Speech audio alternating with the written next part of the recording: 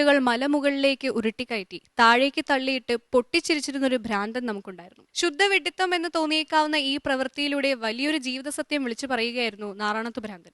ഇന്നിവിടെ മത്സരിക്കാൻ എത്തിയിരിക്കുന്നത് രായിരനല്ലൂർ മലയുടെ താഴ്വാരത്ത് സ്ഥിതി ചെയ്യുന്ന PTM യത്തീംഖാന ഹയർ സെക്കൻഡറി സ്കൂളാണ്. നമുക്ക് സ്വാഗതം ചെയ്യാം പാലക്കാട് ജില്ലയിലെ PTM യത്തീംഖാന ഹയർ സെക്കൻഡറി സ്കൂളിനെ ഹരിത വിദ്യാലയത്തിന്റെ ഈ വേദിയിലേക്ക്.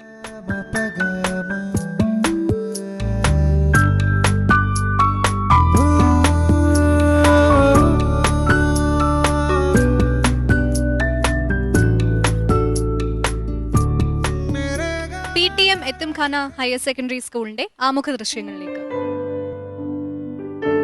ചരിത്രമുറങ്ങുന്ന രായിരനല്ലൂർ മലയുടെ താഴ്വാരത്തിൽ മനോഹരമായ കുന്തിപ്പുഴയോട് ചേർന്ന് നിലകൊള്ളുന്ന ഒരു വിദ്യാലയം. അതാണ് PTM യതീംഖാന higher secondary school Edappalam. ഇത് പഠനയാത്രയ്ക്ക് പുറപ്പെടുന്ന കുട്ടികളുടെ നിരയാണ് എന്നു കരുതിയാൽ തെറ്റി. സ്കൂളിലേക്കെത്താൻ തോണി കാത്തു നിൽക്കുന്ന കുട്ടികളാണിവർ.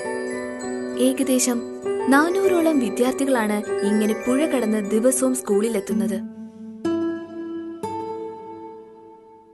മഴക്കാലമായാൽ കുന്തിപ്പുഴ നിറഞ്ഞു കവിയും. അതോടെ ഇവരുടെ യാത്ര ദുരിതപൂർണമാവുകയും ചെയ്യും.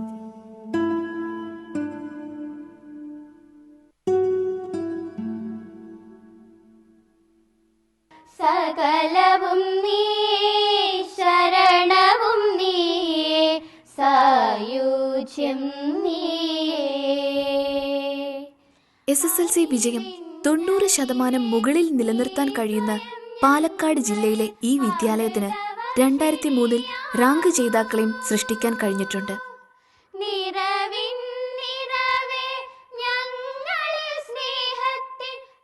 മാർഗദീപമായ പാണക്കാട് സെയ്ദ് മുഹമ്മദ് അലി ശിഹാബ് തങ്ങൾ തെളിച്ച അതേ പാതയിൽ മികച്ച വിദ്യാലയങ്ങളിലൊന്നായി PTMY ഹയർ സെക്കൻഡറി സ്കൂളും. ജയ ജഗദീശ ജയ സകലേശ ജഗദോധാ. സർ, ഇന്ന് PTM യത്തീംഖാന സ്കൂൾ ഇവിടെ അവതരിപ്പിക്കുന്ന മാതൃകാ പ്രവർത്തനങ്ങൾ ഏതൊക്കെയാണ്? ഒന്ന്, ഞങ്ങളുടെ അക്കാഡമിക് മികവ്. മറ്റൊന്ന്, ഞങ്ങളുടെ ഭരണ കാര്യക്ഷമത. മറ്റൊന്ന്, സമൂഹ പങ്കാളിത്തം. PTM യത്തീംഖാന സ്കൂളിന്റെ മാതൃകാ പ്രവർത്തനങ്ങൾ നമുക്ക് മുന്ന് കണ്ടു നോക്കാം. വിശാലമായ കമ്പ്യൂട്ടർ ലാബ്, IT, ഇന്റർനെറ്റ് പഠനം എന്നിവയിലൂടെ പുതിയ വീക്ഷണ തലങ്ങൾ കണ്ടെത്താൻ കുട്ടികൾക്ക് സാധിക്കുന്നു.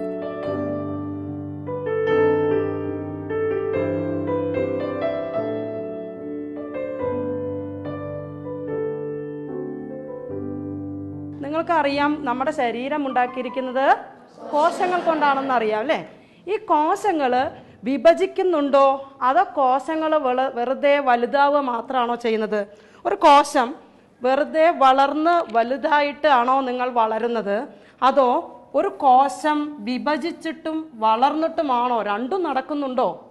ആർക്കെങ്കിലും ക്ലാസ് റൂമുകളിലെ ആധുനിക സംവിധാനങ്ങളും സംഘപ്രവർത്തനങ്ങളും കുട്ടികൾക്ക് സൂക്ഷ്മതല പഠനം സാധ്യമാക്കുന്നവയാണ്. ഈ സ്ലൈഡ് ഒന്ന് നിങ്ങൾ കാണൂ.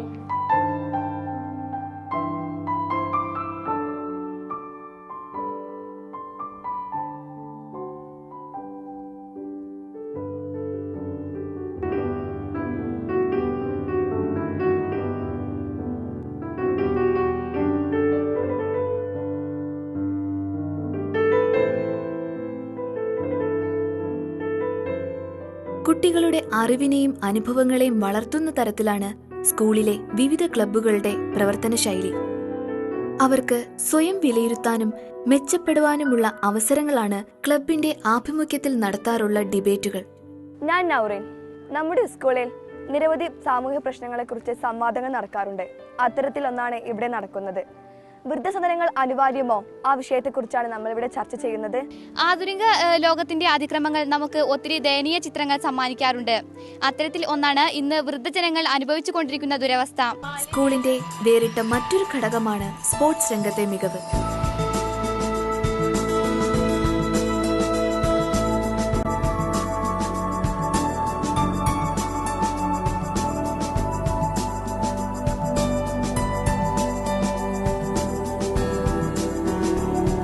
അഭിമാനകരമായ നേട്ടമാണ് ഇവിടുത്തെ സ്കൗട്ട്സിന് ലഭിച്ചിട്ടുള്ളത്.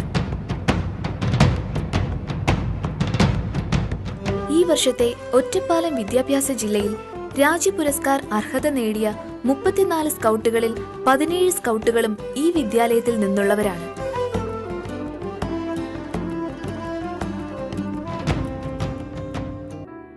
ചിട്ടയായ പരിശീലനം, അച്ചടക്കമുള്ള വിദ്യാർത്ഥികൾ, അർപ്പണബോധമുള്ള അധ്യാപകർ, ഇവിടെ അവരറിയാതെ ഒരു സംസ്കൃതി രൂപം കൊള്ളുകയാണ്.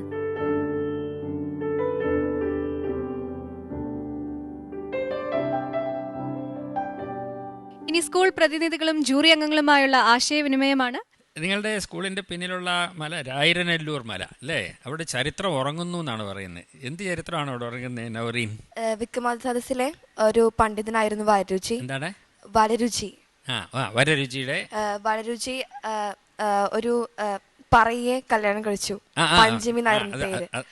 അപ്പോ അതിലുള്ള ഒരു മകനാണ് നാരായണത്ത് ഭ്രാന്തന്റെ മലയാണത് അല്ലേ? അവിടുന്ന് കല്ലിപ്പോഴും ഉണ്ടോ മുകളില്? അത് താഴെയാണോ കല്ല്? അറിയില്ല. അപ്പൊ ഒടുവിൽ അദ്ദേഹം എന്താ മുകളിൽ കൊണ്ടുവയ്ക്കായിരുന്നോ താഴെ ഇടുകയായിരുന്നോ ചെയ്തത്?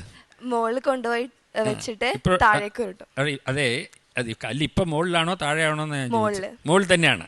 അത് ശരി. അപ്പോൾ ശ്രമങ്ങളുടെ അവസാനം വ്യർത്ഥമല്ല, മുകളിലെത്തുക എന്നുള്ളതാണ് അല്ലേ? കൊള്ളാം, നല്ല കാര്യം.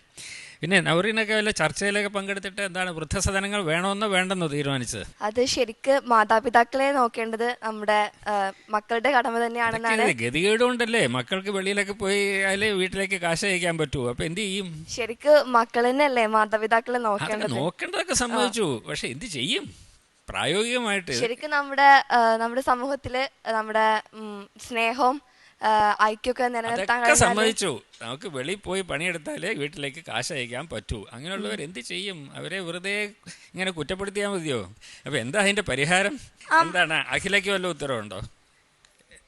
ചർച്ച കഴിഞ്ഞിട്ട് അവസാനം എവിടെയെങ്കിലും എത്തണ്ടേ? നമ്മളിപ്പോ വല്ല വിദേശത്തേക്കും പോവുകയാണെങ്കിൽ നമ്മുടെ അമ്മമാരൊക്കെ വൃദ്ധസദനത്തിൽ കൊണ്ടാക്കണേന്ന് ഒരു കാരണം പറയല്ലോ, അവരെ നോക്കാൻ ആളില്ല, അങ്ങനെയൊക്കെ ഓരോന്ന് പറയാണ്. അപ്പൊ അതിനായിട്ട് അവരെ ശുശ്രൂഷിക്കാൻ അല്ലെങ്കിൽ അവർക്ക് വല്ല സഹായങ്ങൾ വേണ്ട ചെയ്യാൻ വേണ്ടിയിട്ട് ആരെങ്കിലും നിർത്തിയിട്ട് നമ്മുടെ വീട്ടിൽ തന്നെ വിദേശത്തേക്ക് കൊണ്ടുപോകണമെന്നൊന്നും അത്ര കഷ്ടപ്പാട് വേണ്ടെങ്കിലും നമ്മുടെ വീടുകളിൽ തന്നെ അവരെ നിർത്തിയിട്ട് നമുക്ക് ഇതാക്കാം. പക്ഷെ എന്തിനാ വൃദ്ധസദനത്തിൽ വെറുതെ കൊണ്ടുപോക്കണത്? അപ്പൊ അതാണ് ഈ നമ്മളുടെ ഹോം നേഴ്സ് അങ്ങനെയൊക്കെയുള്ള അങ്ങനെ കുറെ പേർ കൂടെ ജോലി കിട്ടും അല്ലേ? പക്ഷെ ഹോം നേഴ്സ് ഒക്കെ ആണെങ്കിൽ അവരൊക്കെ കൊറേ ശമ്പളം വാങ്ങണ്ടേ? അവരൊന്നും അല്ലാതെ ആള് നോക്കുവോ? അവർക്കും ജീവിക്കണ്ടേ? ഹോം നേഴ്സിനും നമ്മൾ ജീവിക്കുന്ന പോലെ ജീവിക്കാൻ ആഗ്രഹം ഉണ്ടാവില്ലേ? അപ്പൊ അവർക്കും നല്ല ശമ്പളം കൊടുക്കണം. അതും ഹോം നേഴ്സൊക്കെ വരുന്നത് കൊറേ നമ്മുടെ സമൂഹത്തിൽ ഭർത്താക്കന്മാരൊന്നും ഇല്ലാത്ത പാവപ്പെട്ടവർ തന്നെയാണ്. അതൊക്കെ തെറ്റിദ്ധാരണയാണ്.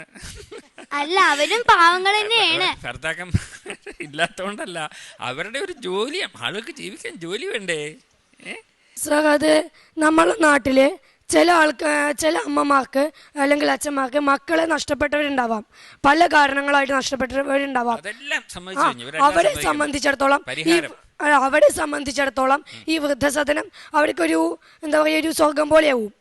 എന്നാൽ മക്കൾ തണ്ടുന്നടിയോടെ അവിടെ ഇരിക്കുമ്പോൾ ആ അച്ഛനമ്മമാരെ നമ്മൾ വൃദ്ധസദനത്തിലാക്കുമ്പോൾ നമ്മളെ അച്ഛനെയും അമ്മയും അവിടെ ആക്കണം. ആ ഗതി നമുക്ക് വരരുതെങ്കിൽ ആക്കുന്നു. അപ്പൊ നമുക്ക് ആ ഗതി ഉണ്ടാവരുത്. അത് ശരിയാണ്, അത് സമ്മതിച്ചു. നിങ്ങൾക്ക് എന്തറിയാമെന്നറിയാനാണ് ഞാൻ ചോദിക്കുന്നത്. സ്കൂളിൽ പരീക്ഷ നടത്തുമ്പം അതെന്തിനാ നടത്തുന്നത്, എപ്പോഴാണ് നടത്തുന്നത് അറിയണ്ടേ? അപ്പം അഷ്ടമൂർത്തിക്ക് എപ്പോഴായിരുന്നു പരീക്ഷ? ഞങ്ങൾക്ക് ലാസ്റ്റ് കഴിഞ്ഞ പരീക്ഷ അരക്കൊല്ല പരീക്ഷയായിരുന്നു. എന്ത് പരീക്ഷയായിരുന്നു? അരക്കൊല്ല പരീക്ഷ. ഹാഫ് ഇയർ അല്ലേ? അപ്പോൾ അത് എത്ര ദിവസം പഠിക്കാൻ സമയം കിട്ടി? അത് ഞങ്ങൾ ഈ മാസ പരീക്ഷ ഓരോ മാസവും എടുത്തത് ഓടിച്ചു നോക്കിയിട്ട് പരീക്ഷ എഴുതാണ്. പിന്നെ ഈ ഹാഫ് ഇയർലി എക്സാം എന്ന് പറഞ്ഞാൽ അതിൻ്റെ കുറച്ച് മുമ്പേ സാറ് പറയും ഇന്ന ദിവസം ഇന്നതാണെന്ന്, അപ്പോൾ പഠിച്ചിട്ട് എഴുതും. എന്നിട്ട് ടീച്ചേഴ്സ് ക്വസ്റ്റ്യൻ അല്ല മാർക്ക് തരുമോ അതോ ഗ്രേഡ് തരുമോ, എങ്ങനെയാണ്? മാർക്ക് തരും. ഇത്ര മാർക്ക് മുതൽ ഇത്ര മാർക്ക് വരെ ഒരു ഗ്രേഡ് എന്ന് പറയും. അങ്ങനെ തരും. അപ്പോൾ അത് എത്ര ദിവസത്തിനുള്ളിൽ തരും? ഞങ്ങൾക്ക് ആദ്യം കിട്ടിയത് ഹിന്ദിയാണ്. ഹിന്ദി ഒരു പരീക്ഷയുടെ ഒരു ആദ്യത്തെ പരീക്ഷയല്ല, അവസാനത്തെ പരീക്ഷയല്ല, ഇടയിലൊരു ദിവസമായിരുന്നു ഹിന്ദി ഉണ്ടായിരുന്നത്. ഫസ്റ്റ് ദിവസം തന്നെ ഹിന്ദി കിട്ടി. അത് കഴിഞ്ഞാൽ പരീക്ഷ കഴിഞ്ഞിട്ട് അതിൻ്റെ പിറ്റേ ദിവസം മുതൽ ഞങ്ങൾക്ക് പേപ്പർ കിട്ടി തുടങ്ങി.